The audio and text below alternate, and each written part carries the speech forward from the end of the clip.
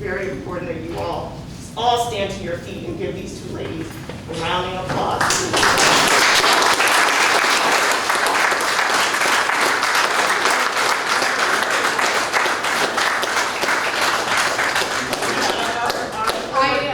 I want to thank this lady because shortly after she went through her cancer, I was diagnosed. And then shortly after I went through mine, Patty was diagnosed. I had literally just been off city council 1 month when I was diagnosed. So it was refreshing to be able to come back and have the top doctors and the knowledge to survive this ugly disease.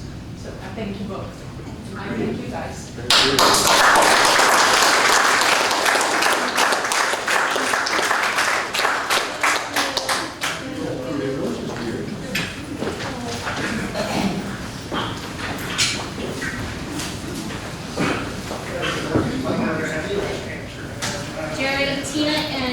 Tina and Patty were presented with a plaque and also pink flowers, pink and white flowers in a vase. Well, hopefully. All right, we will move to item 8B, introduction of new employees. We will have a presentation by our fire chief, Levy. Good evening, Madam Mayor, members of council, and city manager, and members of the Kirby community. The last couple of weeks, we've been lucky enough to have hired 5 new firefighters, and 3 of them are here tonight, and I would like to introduce them. On the far right here, this is Mr. Alexander Vega, firefighter EMT. Next to him is firefighter paramedic Matt Bertucci, and over on the end is Mr. Abel Martinez, Abel Mendez. Abel Mendez is a firefighter EMT. And so these 3 and the other 2 are going through an incredibly rigorous training program to get them to where they want to be and to really learn how we respond here at Kirby. And one thing I would like to do is acknowledge 2 other people tonight. One who's trying to hide back here is Captain John Speed, and the other is Lieutenant Teresa Wagner, who are 2 of the folks who are intimately involved every day in their nurturing, their growth, everything about them. And so to these 3 firefighters and the 2 that are not here, and to these 2 officers, thank you.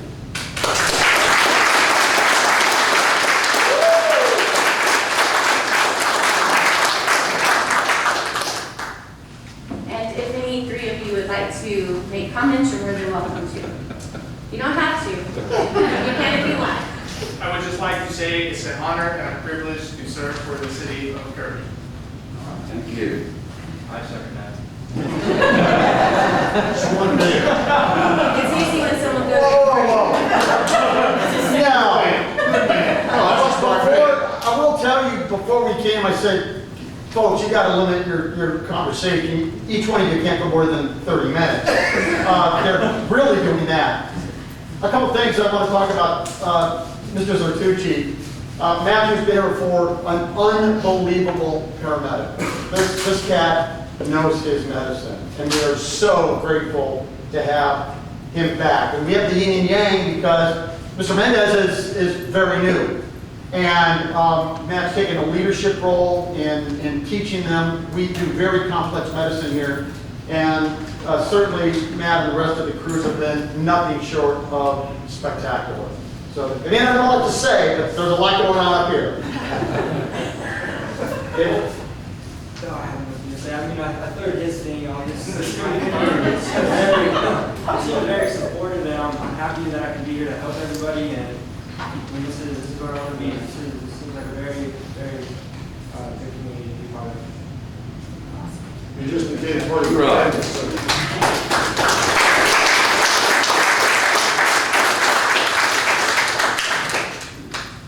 Thank you. Sure? That's all you? That's everybody. Okay. All right. Thank you so much, and thank you for serving the city of Kirby day in and day out. We really appreciate you being here. We know, as I've always said, we know that there are many, many options out there, and so we can't be grateful enough that you've chosen here to have a career. So thank you very much, all of y'all. Thank you. All right, we will move to item 8C. announcement about our community-wide garage sale. So we just want to remind everyone that our community-wide garage sale is this weekend, October 9th through the 11th. And it is from 7 a.m. to 6 p.m. You do not have to sign up to participate. We did put together a list of those addresses that gave us their addresses prior to the deadline. But any Kirby resident can participate. We just encourage you to put a sign in your yard so that people know to come down your street. But the list that we did put together, we posted it on our website. It should be in a glass case, and we'll put it on our social media. So again, everyone is encouraged to participate in our community-wide garage sale. And the reason that we do it this time of the year is because it leads right into our bulk pickup, which we'll talk about next. Well, let's open the D. Okay, thank you. So our annual fall curbside pickup is October 12th to the 30th. We know that some folks are very anxious. They are already putting items out on the curb, but we ask that you wait until your sector of the city and put your items out no later than 7 a.m. that Monday. So if you want to start that weekend, putting them out. The map is available on our website that shows the various sectors of the city. There are 3 sectors that will pick up. The maximum is 5 cubic yards. And anything that is over 5 cubic yards, Public Services will leave, and then you will be responsible for paying for a pickup of those additional items. Code compliance will be out probably the day immediately following the pickup to start assessing those areas. There is no hazardous materials. We do hazardous material drop off in the spring. That already took place this year, so you cannot put out hazardous materials. Please focus on brush and bulky goods. Trim your trees, get those things out there. If Once Republic goes down the street, so for example, in Sector 1, there may be, multiple streets. Well, there are multiple streets. If you didn't have your items out by 7 a.m. that Monday and Republic already hit your street and it's still your week, they are not able to come back. So we get calls every year of people saying, well, I put it out there, it's my week. Yes, but you didn't do it at the start of the week. You don't know the pattern of which street they're going to take. So you need to have it out no later than 7 a.m. the week of your pickup. And again, they will not come back, and they will not pick up more than 5 cubic yards. The first couple of years that I was here, they did us a favor and picked up everything that was out and at no additional cost, but they are unable to do that. Anybody have questions specifically about curbside? I was just going to make a comment that on the flyer, you mentioned about you can contact Republic Services. There is a phone number on the flyer for Republic Services in the event that you do have more than those 5 cubic yards that you can call in advance so that it kind of coincides with that. If that is the situation that you know that you're going to have more than that and you've already made the arrangements, if you could please send our code compliance officer just a really quick email to let her know that you've made those arrangements. That way, if she drives by, she already has your address down, so there won't be any misunderstanding about the fact that that's going to be picked up.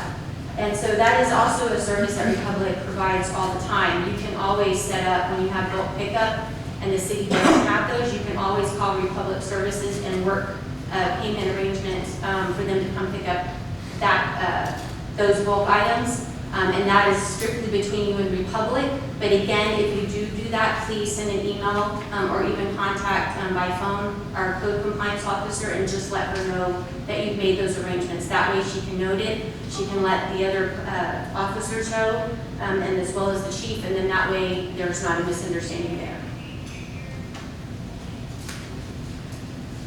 All right, we will, did anyone else have any questions?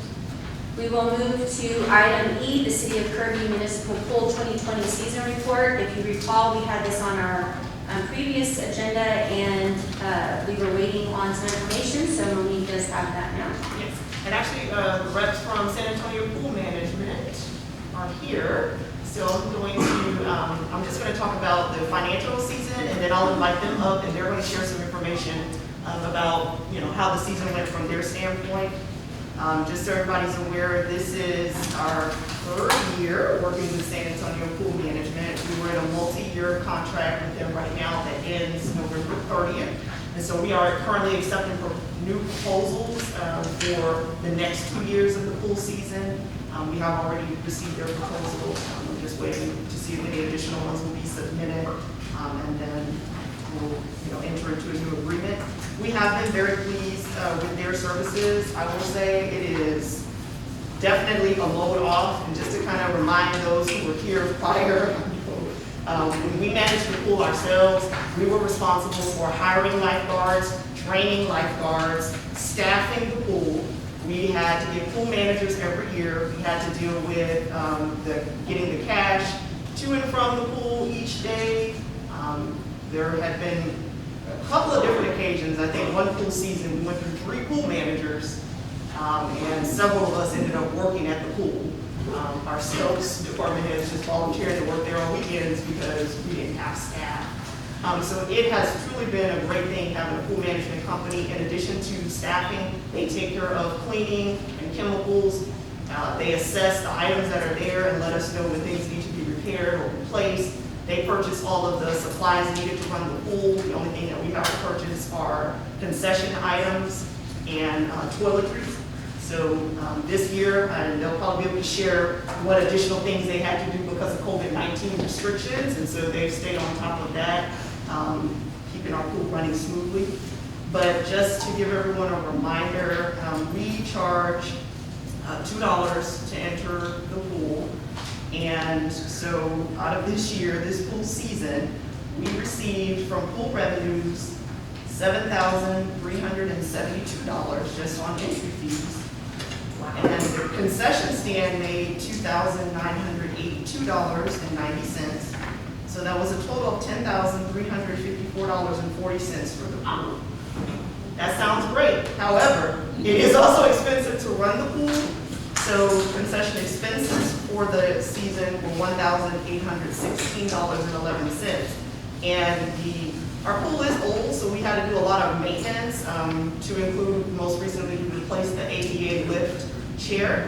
The pool company took care of that for us. So we spent $13,886.46 on pool maintenance this year. So really the pool was a negative $5,348.17 this year. But it is a quality of life that we